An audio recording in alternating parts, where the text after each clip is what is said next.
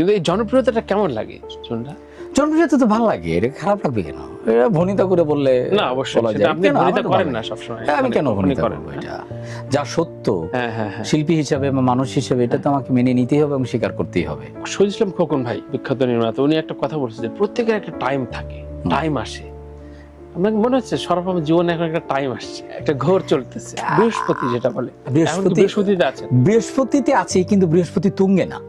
তুঙ্গে না? হ্যাঁ, আমার মনে হয় যে বৃহস্পতি তুঙ্গে উঠবে। আচ্ছা আচ্ছা, মানে তুঙ্গ এটা কেমন? মানে এটা ধরেন তুঙ্গে বলতে আমি বলছি চার যে পাঁচটা ফ্ল্যাট একসাথে না, book করে ফেলবেন। আমার বৈষয়িক ওই জিনিসগুলোতে আমার চাহিদা খুব সেগুলো কম। সাফিসিয়েন্ট আছে জানি, আমার এগুলা আমার চাহিদা খুবই বৃহস্পতি কম। তুঙ্গ সম্পর্কে একটু শুনি। তুঙ্গ বলতে যে আমি হয়তো আরো বেশি কাজ করার জন্য আমি ক্যাপাবল, সো আরো বেশি কাজ করতে পারবো, আরো বৃহস্পতিটা আরো উপরে উঠবে। ইন্টারভিউ করে নরমাল মেয়েদের মতো কথা বলে যে তোমার সম্পর্কে তুমি এটা এই কলমটা বিক্রি করে দেখাও ফরম্যাট করে। না রাজীব মানে আমাদের আদনান রাজীব আর কি। হ্যাঁ, ও আমার খুবই উই আর ভেরি ফ্যামিলি। হ্যাঁ, উই আর ফ্যামিলি।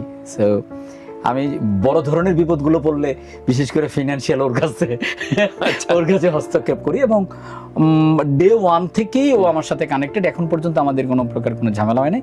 হ্যাঁ, আমি যেরকম, ও তো বিজ্ঞাপনটাই শুধু করে। লাস্ট একটা ফিল্ম করলো, যেটা শর্ট ফিল্ম, যেটা ফেস্টিভ্যালে গেল এবং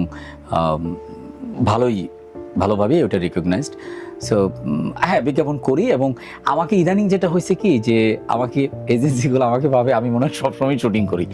এইটা একটা খারাপ দিক হয়ে গেছে। আচ্ছা আচ্ছা। তো আমি বলি যে ভাই, আমি সবসময় শুটিং করি না, আমি যেটা করি এটা হিট হয়ে যায়, তো এই কারণে আপনারা ভাবেন যে আমি সবসময়